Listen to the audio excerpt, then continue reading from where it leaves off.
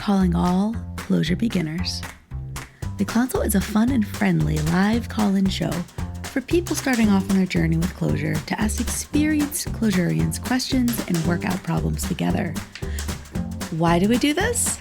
Well, we want to help you get unstuck. Are you baffled, befuddled, flustered, flummoxed? Having trouble telling your left parentheses from your right? Your conj from your cons? Well, every other Wednesday, we are here to help you out. Who's here to help you out? The Clouncil core team consists of 5 developers. Myself, Jordan Miller, aka Lambda, as a Chief Lambda Officer. Friend Paula Giron, the Graph Whisperer. Another friend, Mike Fikes, who's known to be a self-hosted compiler. Arne Bressor, head of transducing, and of course, our captain of this ship and inspiration for this project, Daniel Higginbotham. If you follow the QR code on the screen, or you just navigate to theclouncil.com, you too can give us a question to answer and work through. We will also have a myriad of guests and surprise people joining us. Can't wait to see you there.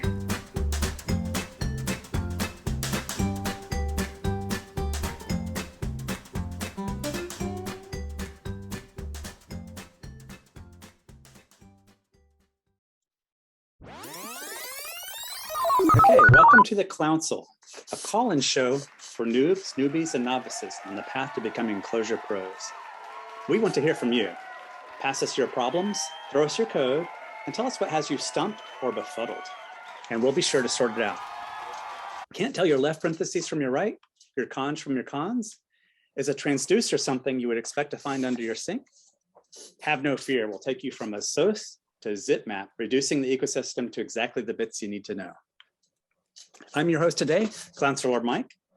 We're joined by Clouncilor Arne, who learned how to master Clojure's reverse and cycle functions while roller skating backwards through the 80s while listening to the music of Phil Collins on an endless loop. True story. We're also joined by Clouncilor Daniel, who's often seen donning a pair of asterisks over his ears when the weather's cold. He hasn't yet figured out how to use a REPL with mittens on. We're joined by Clouncilor Jordan, who is often seen opening parentheses in the morning in Emacs, having some lunch, and then closing those same parentheses in cursive in the afternoon. If you ask her why, it's because she can. And today we have a guest Clouncilor, Michelle, who once flew to Mars just to test her REPL connection, remote REPL connection, to make sure it works properly over long distances to make sure that the TCP still works. Sadly, today we won't be having Clouncilor Paula, but we will miss her dearly. Welcome to the show. We're really happy to have you on. Hold on to your REPLs. The Clouncil is now in session. So I wanted to do a show of hands.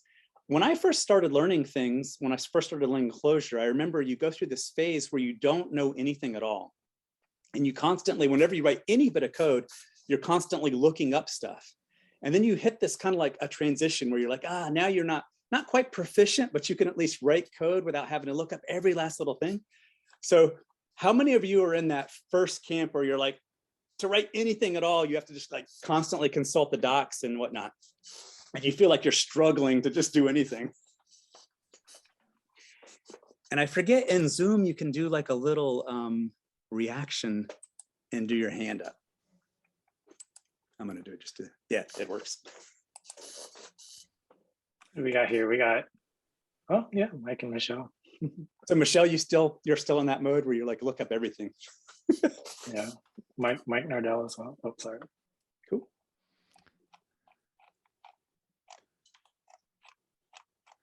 All right, so I think we will start with a question that guest Clouncilor Michelle has that I think is pretty interesting. All right, so my question is, for getting a JavaScript object property, and this is a ClojureScript question, is one of these better than the other? So the 2 ways that I've seen are property access through dot syntax, and the other one is goog.object, which is a dependency that's bundled in with ClojureScript already, and you can use the get or get value by keys functions to grab those values.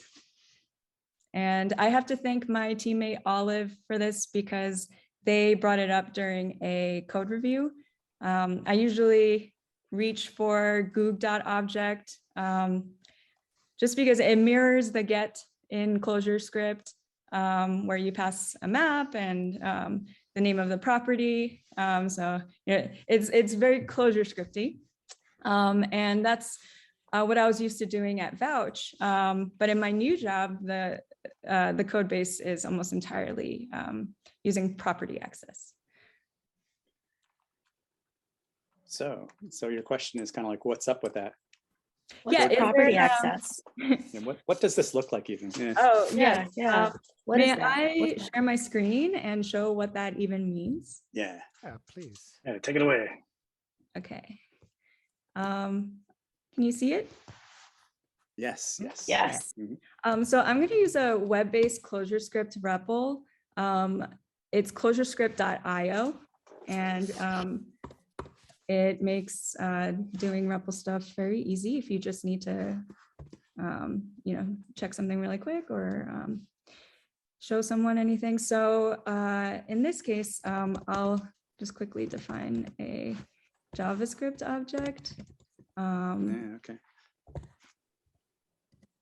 Let's see, and then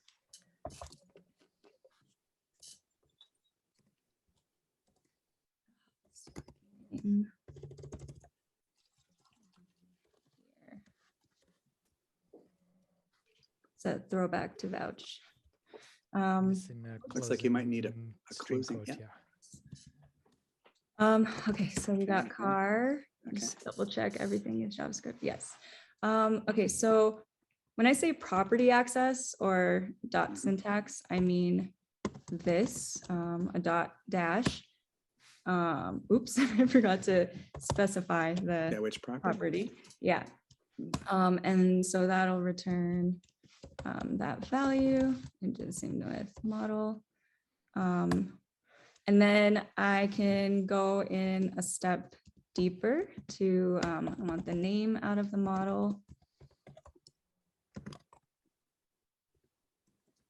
All right, and then there's a nice shorthand where it's just this dot dot name of object and then dash.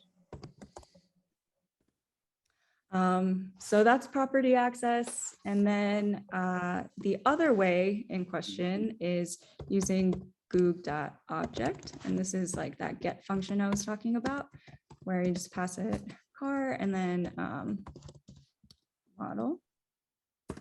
Or to get deeper in there, get value by keys. I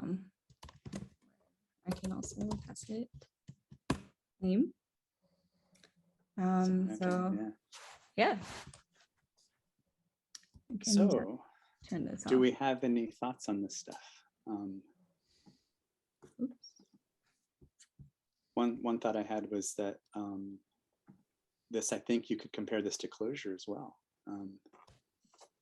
Clojure has properties that it has its own property access mechanism. I don't know if the Clouncilors have thoughts on that distinction, if we're just trying to define what we're talking about here.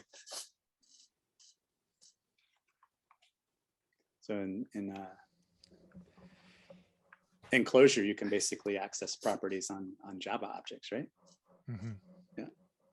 And the syntax, if I remember correctly,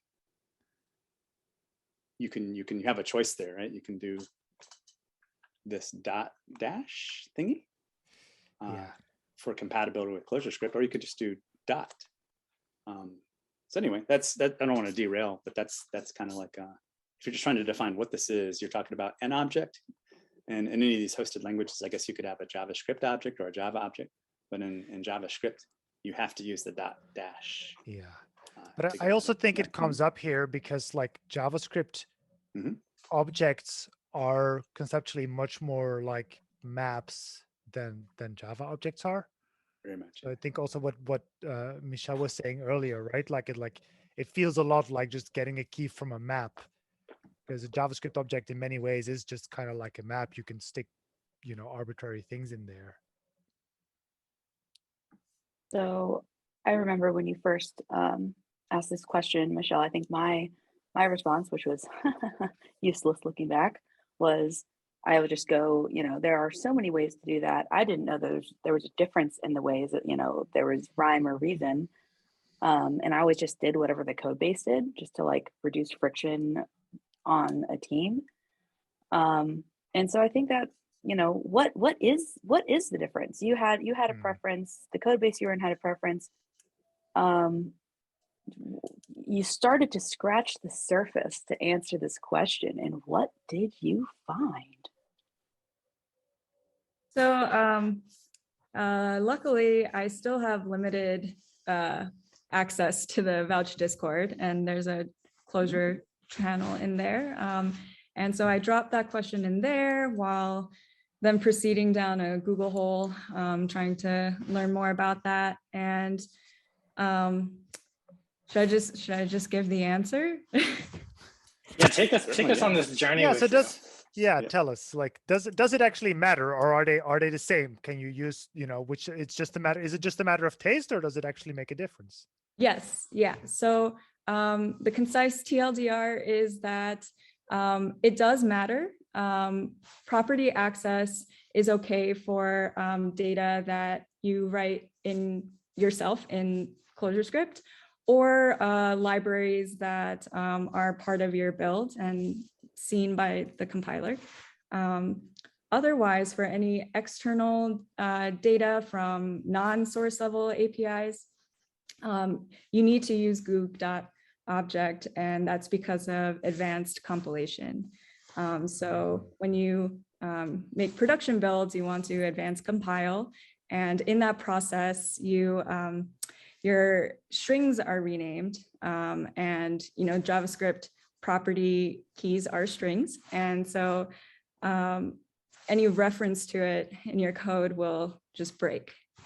And so this this is true for external data sources, right? But anything you bring in via require in your NS form, that's actually covered because you can, because of poisoning, which is something that I just learned about from David Nolen. Yeah. I did not know that. Who's David Nolen? David Nolen is the lead developer on ClojureScript, along with Mike, who's here. And no, he's the lead. It looks like he's here. Yeah, I see a David. Oh, it's David. Wow. No way. Oh, such David's great here. hair. Yeah. I bet David has some. I've been spying on you all for. I've been spying on you all for at least 10 minutes and keeping my mouth. Lurking. Yeah. Yeah. So Man, like everything I understand about this now is pretty much from David's explanations. Yeah, I would just be paraphrasing what he told me. So, and yeah, so maybe you could tell us more about like how 7 or 8 years ago, I think he had this idea for poisoning, which is extern inference. So like the things that come in via require have auto, what is it called when you explicitly type? Poisoned or tainted, and I can explain why I call it that in a second. But maybe to clarify one thing is like, why don't you have to do this in Java? Because Java has like classes and, fields and methods are not the same. They're not the same. Like Java internally knows at runtime which things are fields and which things are methods. It just knows this. So you can use the dot thing in Java and Java's not going to be confused. It's going to be like, that's not going to work or that's going to work. But in, because there's a difference between I want to read this thing and I want to invoke a method, right? In Clojure originally, the dot could do both because Java can sort out what those things are. You have that information. It's provided by the class. JavaScript is lawless, right? There are no rules. And that was just the way that it was defined, right? Like objects are just like bags of properties. If you use dot plus parentheses, that's an invoke. If you just use dot, It's a property access. You can't do that in Java. Like you just not allowed. It's not possible to do this. It's inexpressible in the Java programming language and fundamentally at the VM level. So early on, people hit this, and Rich added the dash thing, and then he went back and he changed Clojure so that you can do the dash thing for fields. So that was a change that was explicitly made because of ClojureScript to allow compatibility between the two. And so the other problem was, as everybody's pointing out, is advanced compilation. Google Clojure assumes it will see everything. It will see every function. It will see every property. And it says, I can rename anything because I've seen everything. There's nothing that I haven't seen. Of course, that doesn't work when you want to use libraries that weren't written in Google Clojure. So what's Google Clojure? Google Clojure is the Google JavaScript compiler, which Google still uses to this day for, as far as I know, all public-facing JavaScript properties. Like any application that Google has internally that generates JavaScript, it does not matter what you wrote it in. It goes through Google Clojure, which is an optimizer. It takes all the source code, it sees everything, and it did DCE, a dead code elimination, tree shaking, which is now semi-popular in JavaScript, some tools, but it was doing this back in 2009. So for 13 years, Google has been doing dead code elimination as well as property name collapsing, all to get the JavaScript to be small, right? These are all tricks to make it small. You didn't use this function. You didn't use this property. You don't need it. We're going to erase it. You don't need your function names to be this long because no end user cares what your variable names are, what your property names are, what your method names are. So we're going to make them all 1 character or 2 characters. So it does all these tricks. But again, that whole idea, which is great, it doesn't work when you use a library that Google Clojure will not see. And in many cases, you don't want Google Clojure to see it, because if it was written without Google Clojure in mind, people do dynamic things in JavaScript. Those things are not understood since Google Clojure optimizes things that can be statically analyzed.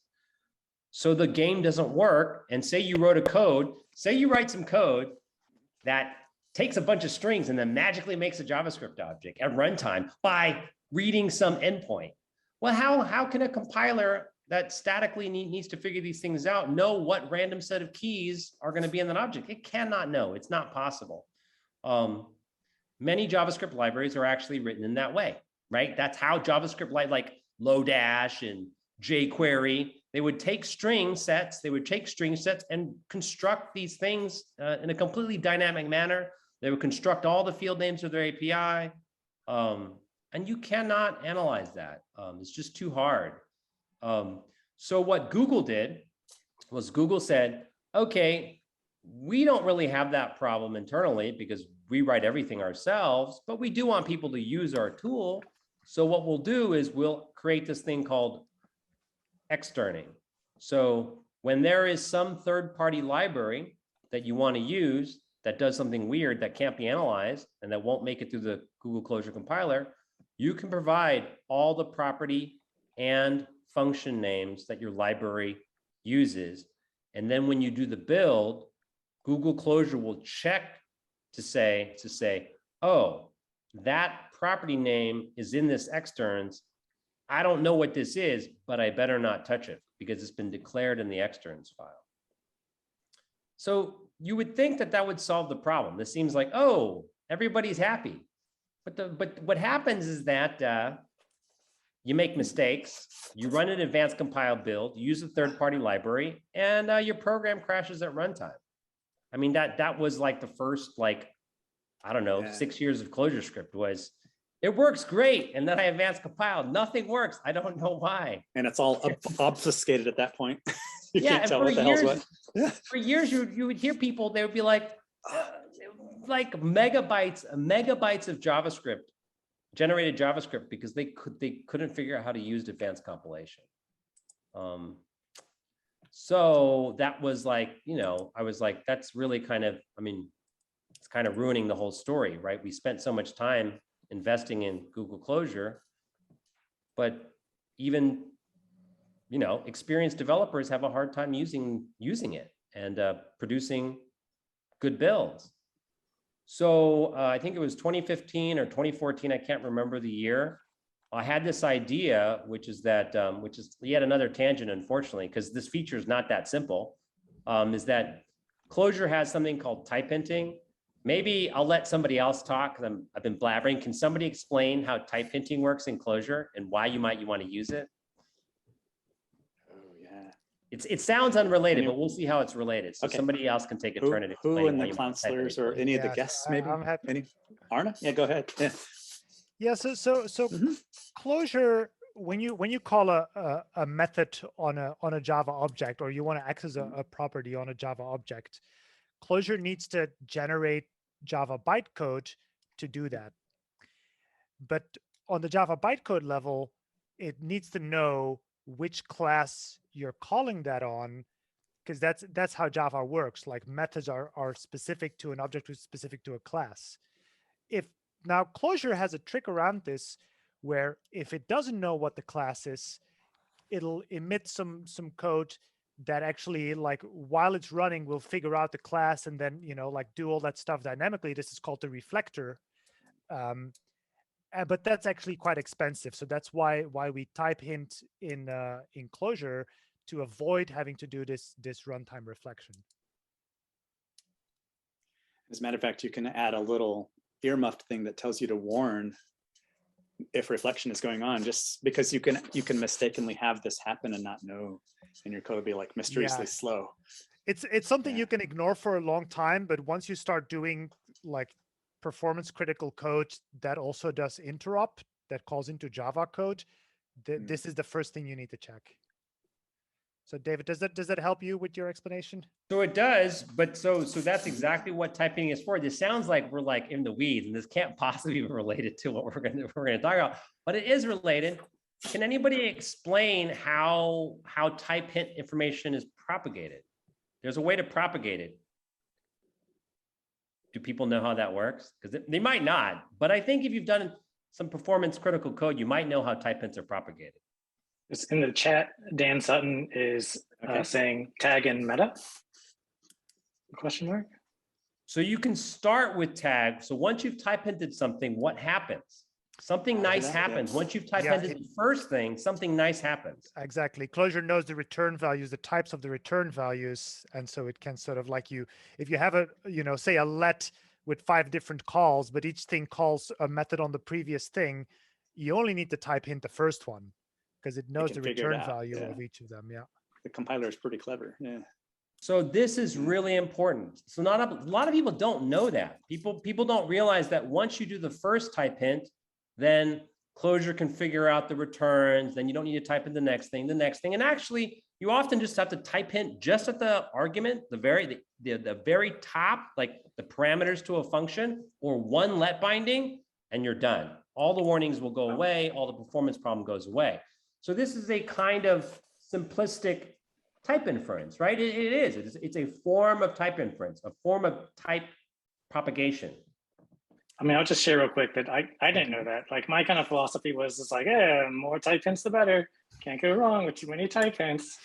Yeah. So this is so as a design point, Rich was like, I don't want people to sprinkle random type hints all over their code. It's ugly, right? So I'm gonna do the work. So you do one type hint, and then we'll figure out the rest once we know the first one or the first couple. And it's really great that there is a well-defined rule. They are passed through let bindings. So if you call a Java method and you bind to a local, the local will actually be automatically type hinted with the return of the method invoke or the type of the static field that you're accessing. And everybody that uses that local variable will be invoked correctly if it is another method invoke. It's really convenient. So let bindings, and that includes loops, like anything that's a let binding. So that's another thing that's not obvious, is that like a let binding is like the super low level thing. There's this thing that's magic thing called let star, which everything actually uses, whether it's loop, recur, or function parameters or whatever. They all actually bottom out in this like lower level let binding form. which propagates the type information. Anyways, I have yeah, a go comment, ahead. David. Go ahead. So we're talking about type hinting, but oftentimes the compiler can figure out types based on literals as well, like numbers and Booleans and strings. It'll see those and it's like, yeah, you don't have to type hint those literals because it knows a number is a number, a Boolean's a Boolean. Super important. Yeah. So if you call Java util hash map and you bind to a local, Clojure knows that that local is hash map. So that's also a useful trick. So type information exists without you having to actually hint. Sometimes it'll figure out types from other things. Yeah.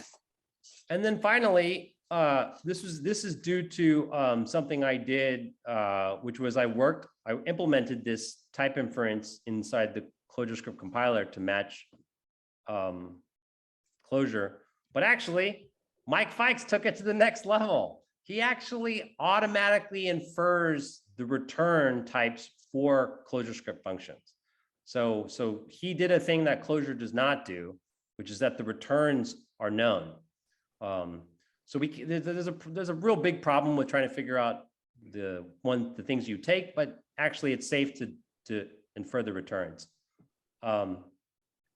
Anyways, so I was like, well, what if we have this special type? We have this special type hint. Well, it's not really. It's like we don't have a special type hint. We have this special thing called JS/, right? Everything that's outside the build that's global historically was JS/ something. You want a JS/ console log, JS/ window. Well, that means it's in the browser or it's in Node.js. JS/ means it's not in the build. It's not in the build. It's some global thing that's external. And then I had this idea. Well, I was like, well, we always know what's external to the build. So why don't we have a new magical type hint called JS? That was the idea. And then instead of reinventing the wheel or coming up with a new idea, the JS type hint follows all the type hinting rules that we've already discussed.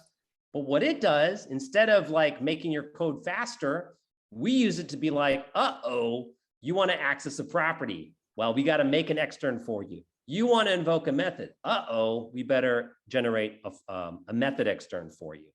Or you want to just call a function from an API. We better generate that extern for you. So we took this thing that existed in Clojure with the same machinery, but instead of making code fast, we use the usage to automatically generate extern files.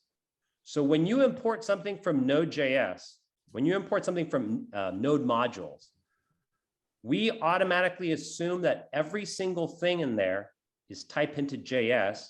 This is tainting. We taint all calls into that fake namespace, which is not a real Google Clojure or ClojureScript namespace.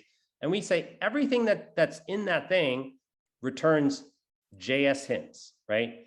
And then we can use that when you do the interop form to make the externs files for you. So that's the idea. And actually, that was the basic idea I had, and I think it was 2015 or 2014. Maria Geller, who I forget where she works now, but she's done a lot of stuff for the ClojureScript community, and she worked on the first version.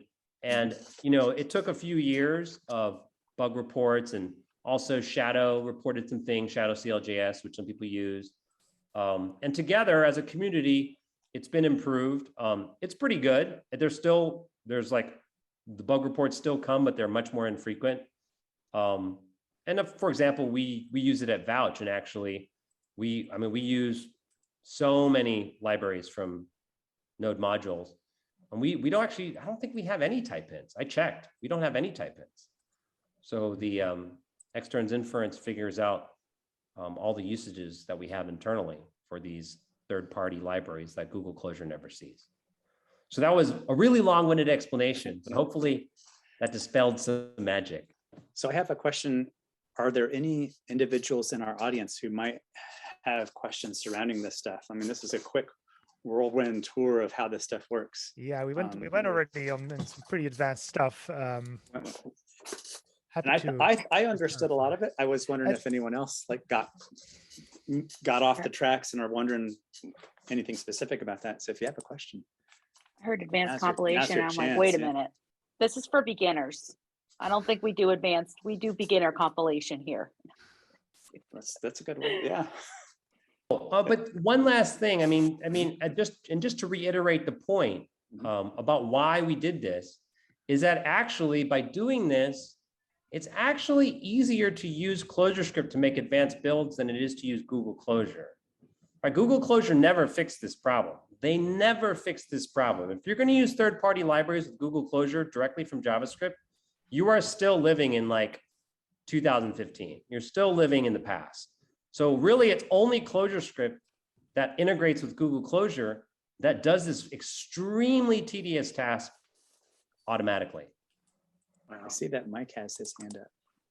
Mike, do you have a question? Go ahead, yeah. Yeah, sorry, looking for the mute button and also to lower my hand. So no, just a quick take on this. I've been messing around with Clojure for a little while, but really new to ClojureScript. One thing that's really interesting about this conversation we've had is it just shows me that there's a lot of there in terms of ClojureScript, that there's a lot of opportunities. So I'm really inexperienced with JavaScript. And in fact, I'm really excited about using ClojureScript as a way to get more leverage of the world that JavaScript offers. So yeah, this is, I know I didn't understand a lot of this, but I'm really interested in diving into the discussion that was presented by David, because it shows me that there's a lot of stuff under the hood. It's sort of, paralleling it, or the story that, like, things I really don't like in computers are when it's like a merry-go-round ride where the steering wheels aren't really connected to anything, if you know what I mean. It seems really apparent to me that if I want to dive under the hood with ClojureScript and leverage a lot of depth, it's there. Though I feel like I've already got enough. I'm feeling enough traction with ClojureScript that that even though I don't understand the conversation that's just been had, I know that I can get it when I need to. I hope I express myself well, but it's. I think Michelle, that was probably your reaction to this as well. You basically were like, oh wow, there's this whole subject area that you just didn't know about, right? Yeah, it was a huge aha moment for me, and yeah, like you just heard, it touches on so many different areas, and like you got to bring all of those things together to understand it. So it's a great entry point to learning about a lot of different things. And yeah, for me, like coming back to the code base I'm working in, just to make it a little more concrete, like the reason our app wasn't broken was that most of the things that we're using property access on things that come from node modules, right? So that's fine, right? And then the other thing we checked was, are we using advanced compilation? Because we use Shadow and it does it by default, right? So nobody had gone in there and like turned it on. Shadow takes care of it for you. And then to make it more concrete, stuff that is not auto-hinted might include JSON from API requests and CDN. So we actually use a library through a CDN, and that thing had to be externed. And now we understand we could probably take out that extern and just use Google object, like either way. And so, now we understand that that's an option. And yeah, so all of our API requests were converting JS to CLJ. So that didn't come up for that JSON data. And then the thing that came up in my PR happened to be that I used Goog.obj for an API request. So in the end, it was the right use case, but totally by accident. So now we understand why that's makes sense. I see that Stel's hand is raised. Would you like to go ahead? Hey, yeah, I'm a total noob with ClojureScript, and So just a quick question. Why do you need the externs for node module libraries with Google Clojure? So you don't, technically you didn't need it before, because in the old days, see, this is like, I'm dating myself. Like when I started using ClojureScript, like people were still doing Bower, right? Or they were like inlining script tags. This consuming stuff from node modules to target the web, that is definitely like a sort of like Webpack, post Webpack phenomenon. People would put web libraries that are really meant for the web into node modules. Webpack would figure it out for you and do, the various compilation, minification things. The moment that people wanted that, which appeared on the surveys, right? So the surveys are run by the Clojure team every year. Every year they'd be like, it's too hard to use libraries from Node. It's too hard to use. And what they're meaning is not writing Node programs. It's too hard for me to use a simple library that everybody in JavaScript is using from node modules and their bundling of Webpack. That was just a huge complaint.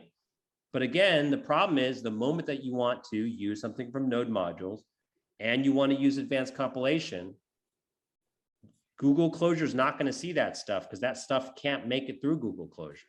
Google Clojure can't understand in general code that was not written in the Google Clojure style, which is literally everything in the world except for ClojureScript and libraries that Google wrote, right?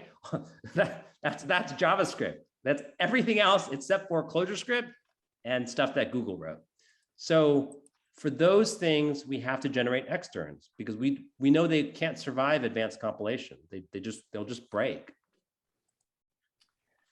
So I want to make sure like I'm understanding it correctly too. Yeah. So like, let's say you have like a specific node module. I know people get pretty crazy with their node modules. Like, let's say I want to have like my addition node module, and it just has like one addition function, right? So if I'm understanding correctly, then the Google Clojure advanced compilation would take the function name addition and transform that into just like some other like compact random string of characters. Is that a short gibberish? Yeah. Like it would be like lowercase a, capital Z. Right. That's what the name will be. Right, gotcha. And then so by using externs, that's how you are able to tell the Clojure compiler, if you see this, addition, don't touch that, leave that alone. Yeah. Cool.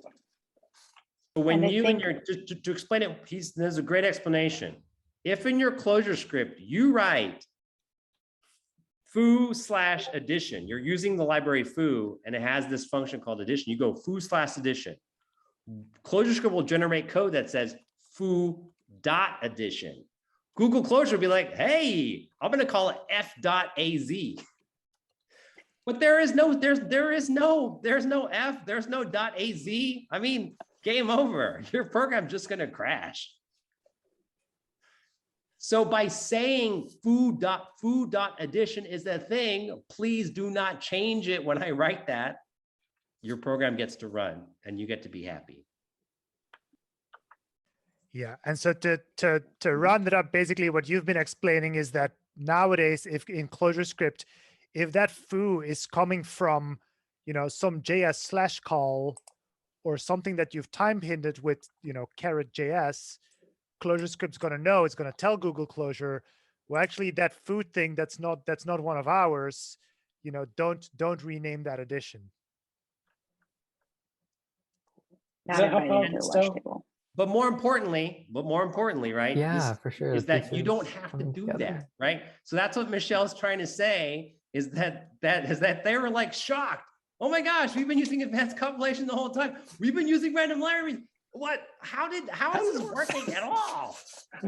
Because we, myself and other people after getting feedback decided, no, why should normal humans have to think like a compiler? Normal humans should not have to think like a compiler. It should not be your job to figure this out. So internally we use inference. We automatically hint these usages for you. so that you, hopefully, it doesn't always work, but I would say the number of complaints that we get, it's shockingly low compared to how it was in the past. That's awesome. Yeah, I feel like I still do the kind of, well, you know, just like with type hinting and you know, Clojure and ClojureScript, I still feel paranoid about like, because you know, I started pretty early with it. Feel paranoid about like where I might need externs or not or whatever. But yeah, so this is like really helpful to hear that like I get to be a little bit less paranoid, which is a great quality of life enhancement for me. But I'm kind of wondering, I'd like to, I'm wondering if Michelle, if you could kind of like share your screen again and kind of bring us back and like take us like, you know, to the kind of final leg of your journey and explain things for us. And then I'm hoping maybe we have another great question too about debugging. I'd love for us to be able to touch on that. Yeah. But does that sound okay, Michelle? You want to share your screen again? You're on mute. Yeah. Yeah. Let's see, I'm thinking about what I could add to this through screen share, but let's see. Can you all see my screen? Yes. Yeah, I mean, I guess coming back to this, I like how David summarized this in like 2 sentences, which was that using property access on require stuff is strange because it's a source level API, and using Goog object on JSON is strange because it's not a source level API. And that's just like a super concise like rule of thumb thing that made it click for me. Yeah, I don't know what can I show to wrap this up.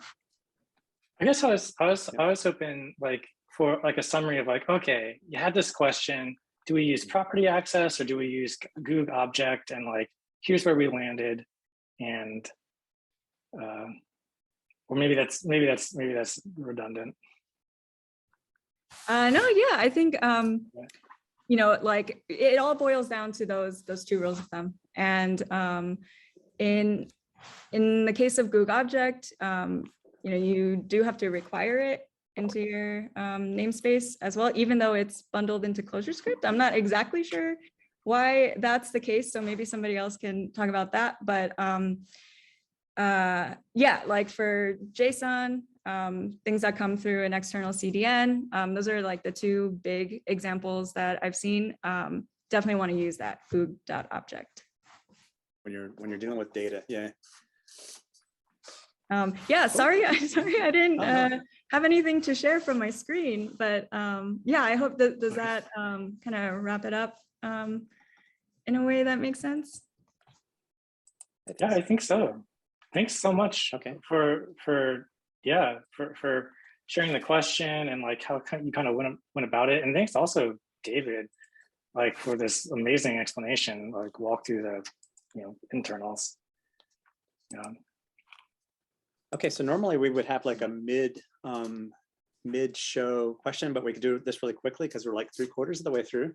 The quick question is, if Clojure were a drink, what would it be to you? What would be your manifestation of some drink that would be Clojure or ClojureScript, I guess, since we're talking about that. Any ideas from the audience? For me, I think it would be a cafe au lait. I don't see any. For me, I'd say oat milk because I love it and it's amazing with lots of things. That's cool. Yeah. The main thing that comes to mind for me is a pina colada, because it's just such a treat. It just has it all. Like it's it's a little sweet, a little sour. It's just so tasty.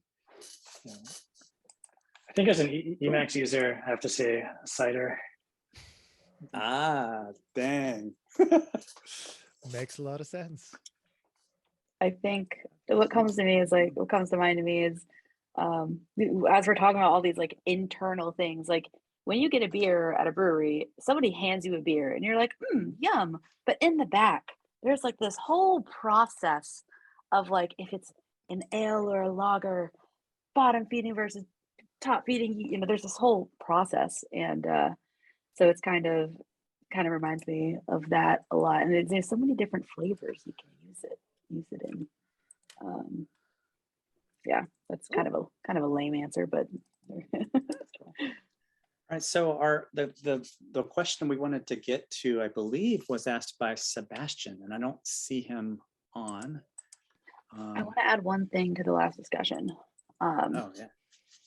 I just want to say to those of us that this all sounds really complicated and scary, and the thing is, it's not required to know all of this stuff out the gate. I think that Michelle highlighted that, like, you know, and when this goes up on YouTube, you can always go back and rewatch, and every time you process this information, it's going to resonate more. You're gonna understand more.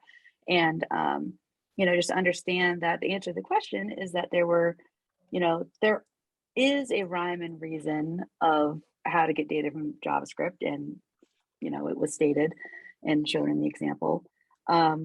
But a lot of times this has to do with advanced compilation, which we do on production builds, which if you are new to ClojureScript, probably is gonna not exactly be your problem for a little bit.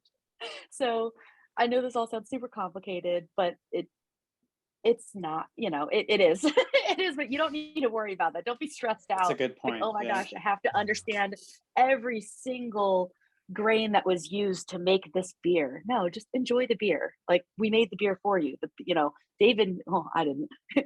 David and Fikes and Maria and whoever, they made the beer for you. Know that there's a process, and eventually, you know, it's great to appreciate that process. I'm kind of in my mid-level where it's crazy to be hearing things like, oh, I understand this. What? And even Daniel, he's like, what? Like this. So it's cool, but don't be intimidated, because this is something that, you know, as a, I guess, entry, I don't want to even say entry level, you know, I wouldn't expect a junior or a mid-level to appreciate all of these intricacies. And if you can appreciate them, you're adding to your team. That's awesome. Maybe you can like share this video with them. But yeah, don't feel stressed. It's nothing to feel stressed out about. That's a good point. You know, you may have felt like you just discovered something horrifically complicated, but I would agree with that sentiment. It's like, yeah, it's good to know that this exists. So when you do hit it, you can know where to look next. No need to like try to understand it all right now. Okay, so I'll try to quickly summarize Sebastian's question, and maybe we can dig into it a bit with the time we have. And Sebastian was asking, what are some of the tricks you use to inspect the inner workings of your code, like what's happening inside of a function? And Sebastian gave an example of basically poor man's printing, putting some, you know, letting a PRN inside there, and then just getting some insight into what's going on inside of there. And he also mentioned the use of tap. So that was the gist of his question: is how do you see inside of things? It looks like. Yeah, and he mentioned tap, but it was like I'm not really sure how to use tap or what to do with tap, I believe he said. So yeah, I'm gonna share a REPL, and then yeah, let's look at a couple different things that we can do here. So, and I'm gonna go from low tech to kind of more high tech. So I'm going to start with like, so there's a couple, there's two tools that I think are interested to look at, but I'm going to start with like basically the simplest things. So and the example I picked here, so this is the Lambda Island website. And so this is a page to render an individual video, an individual episode, right? But you know, say that like something here isn't rendering right, and so I want to know, okay, what's coming into this function? And so as Sebastian pointed out, right, like the first thing would just be to print stuff. And in particular, like actually I'm already destructuring here. I would maybe start with saying like, okay, well, you know, as input to make sure I get the full thing, you know, let's print that and see. And in this case, this is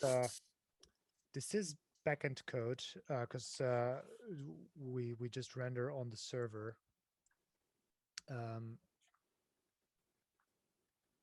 My Emacs is struggling for some reason. So you'd normally go hit that page and see what it spits out in the logs. And, yeah, so now if you reload that, yeah, there you go. It's like, well, and there's actually, it's a pretty big data structure. And there you already see just sort of the downside of this approach that, okay, yeah, I can see what's in there now. And if I find the top, okay, there's a nav in there. Oh, my REPL's jumping around. So yeah, that certainly worked, but I understand that Sebastian is maybe looking for better options. One little trick that is like, it's so simple once you see it, but people often, when the first time they see it, they're like, I can do that. So yes, you can do this. You can call def inside your function. And like my go-to variable name for this is xxx, so that I don't accidentally define something that I'm actually using in my code. So at this point, if you look at xxx, oh, it's already defined because Figwheel kicked in and refreshed the page.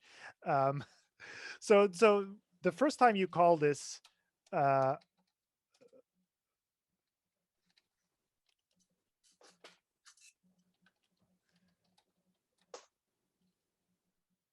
right at this point, YYY is not yet defined, and it'll actually tell you Clojure lang var unbound. So that just means that like Clojure knows that a variable with that name exists because it's seen code that does a def of that name, but actually the actual binding hasn't happened yet because that code hasn't run yet. So when I now call this function, now YYY is defined, and I can just use that in my REPL, to look at stuff. Now that's extremely useful, and right, I can. So this is a binding I have insider to like pretty print what's in here, and so that's nice. I can sort of see everything. But if you don't, if you want to do it more step by step, you can say like, okay, well, what exactly did I get here? Okay, well that's a map.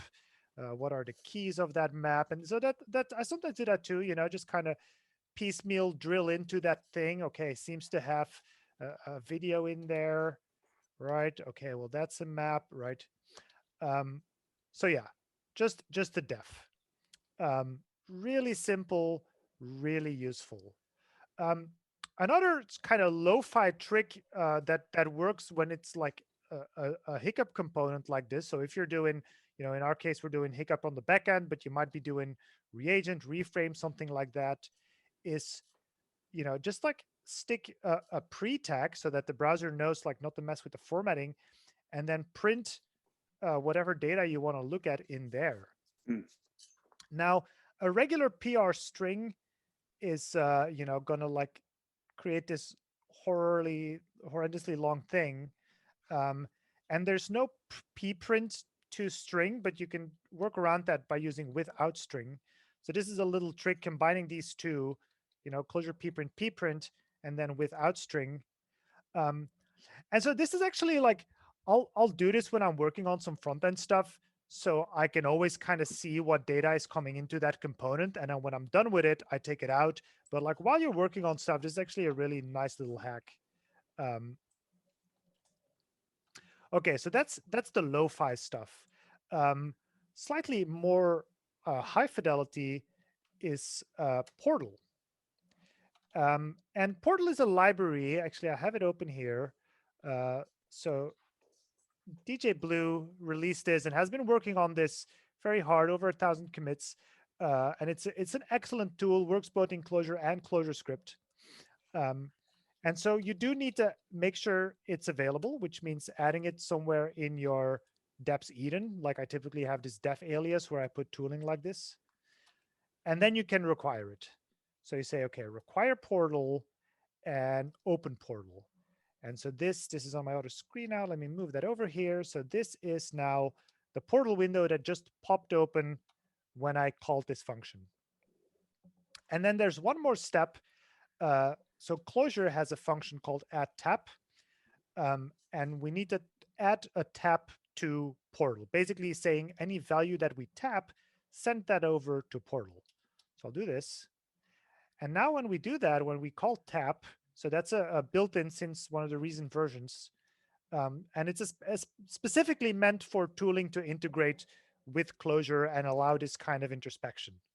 So I can tap any value and that'll show up here, and there's sort of different views. You can look at that as a tree. You can drill into that. Really nice. And so, yeah, like now all that's left to do, kind of similar to before, right? I can say like, okay, well, what does description look like? You know, I can tap description. And so now again, when I save, the page auto reloads. And so now I see this description. Or if I tap, and so of course this starts shining when you have like these big data structures. Do that again.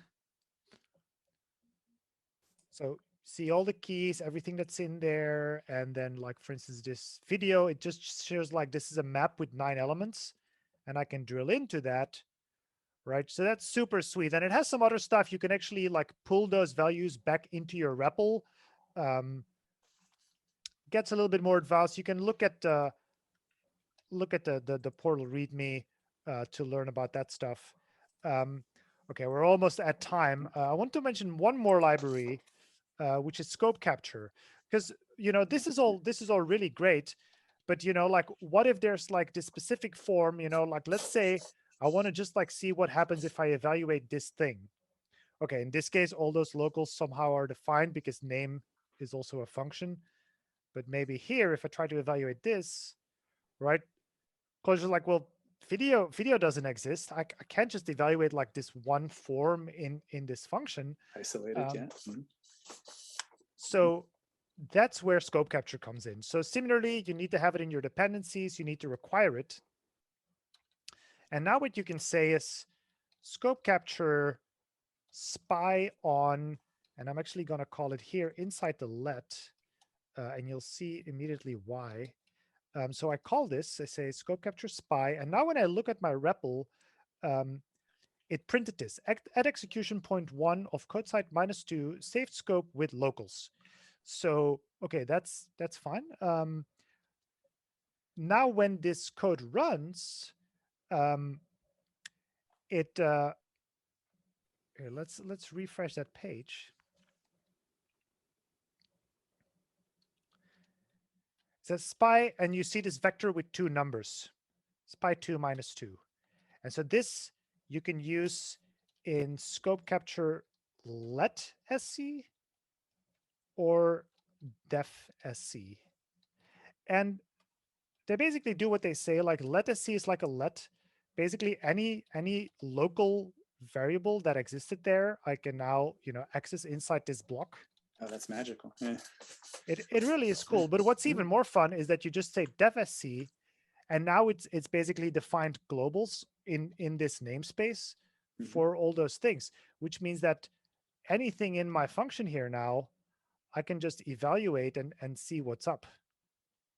My reaction to this is I often forget that we're working in a Lisp, and I'm like, oh yeah, you can do stuff like that. It's pretty dynamic. So these are amazing tools. What I will say is, like, you know, like tools are great, but tools can also get in your way because sometimes they malfunction and you don't know why, etc. So, you know, try them out. But if they don't immediately click for you, you know, like start with the low tech approach. It's actually what I do more often than using these fancy tools because I don't need to install anything extra. It's always just there. Any questions from the audience on this sort of stuff? I think that was pretty cool. I'll let you the audience, but I'd like to share a piece of history. So this is something called a Rocketbook. It's just like a note-taking. It's a reusable notebook. When I was interviewing for when I was like doing my interview prep for trying to get my first big girl tech job, I've saved the page where number 1, like 0 examples. What are my inputs? What are my outputs? Number 2, def and test. The very first thing that you showed, you know, just get what's going in, what's coming out. When in doubt, abstract it out. That's the 3rd rule. And that's, I just thought it was funny. You showed the deaf and test. And yeah, I keep that as a reminder of like, when I'm really stuck, just what am I supposed to get in? What am I supposed to get out? And trying it out. So I guess the other thing I'd like to mention is that I spoke with Chris a week or two ago about Portal on my podcast. It will be dropped next week. So if you want to hear more about DJ Blue, Chris, Chris,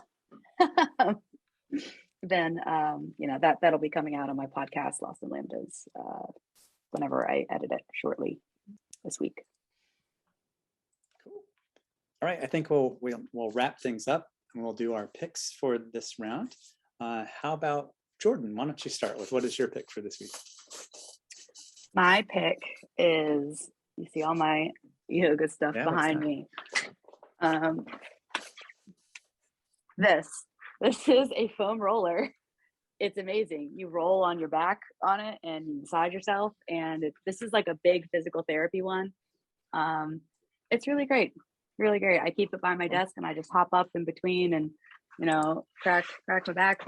Also, your shoulders get tired when you're here. This is like a resistance band. You stand on it and you just do like a rotator cuff. You just exercise, just work yourself, work your brain and work your body. But yeah, foam roller is my pick. Everyone should have a foam roller. They're like $20. They're magical. I'm telling you. I don't have one of those. Yeah. Oh, they're so magical. You have no idea. Like your back just goes, and you lie in it. You do yoga. It's very relaxing. Okay. I will throw it off to Michelle. Yes, Clouncil or Michelle. What's your pick? Yes, Clouncil or Michelle. What's your pick?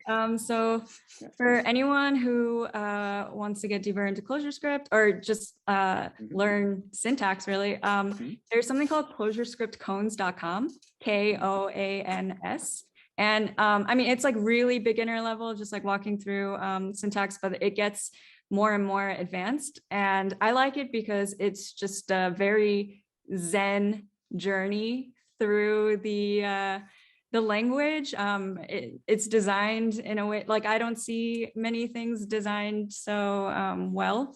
And you asked earlier about like what drink ClojureScript would be. I was thinking like green tea, because I do get like, it does feel pretty Zen. And this website captures that. Cool. Thank you. All right, do you want to throw it to some other This is so cool. I'm doing it right now. Yes, I'll throw it to Daniel. Cool. Well, thanks. Yeah, I'm actually drinking green tea right now. But yeah, so my pick is this app called Drafts. It's like this great, it's a great note-taking app. And the thing I like about it is like, it's just like really low friction. Like sometimes I get all up in my head about like putting notes down about how do I organize this or whatever. And Drafts kind of like, it's nice because it syncs across devices, and it's also like intentionally like meant to allow it, like just the UI encourages you to just like put your thoughts down. And so like I feel like I've just been able to write more thanks to it, which is great. It's a great little app. And I will pass it to Arne. So my pick today is a novel. It's already a bit of an older novel, The Cider House Rules by John Irving. So I quite like most of John Irving's writing, and this one in particular is known as his most political novel. There's also a movie. I know nothing about the movie, but yeah, it touches upon women's rights, abortion, also issues of racism, and so yeah, it's already a little while since I read it, but it touched me. I feel like I learned some things from it, or it gave me some stuff to reflect upon, about society and some of the horrible stuff that happens in it and that has happened in history. So definitely can recommend that one, The Cider House Rules by John Irving. And then I believe we still have our counselor Mike. Yeah, I haven't gone. I guess I'm the last one. So mine is less deep. I would recommend, if you haven't seen it, check out the most recent Blade Runner movie. It's visually very appealing to me. That's the main thing I liked about it. I don't care about the plot. It was just like this screens and the way they set things up was like, oh wow, that's just amazing looking. So if you haven't seen that one, it's worth checking it out. That's roughly it for this show.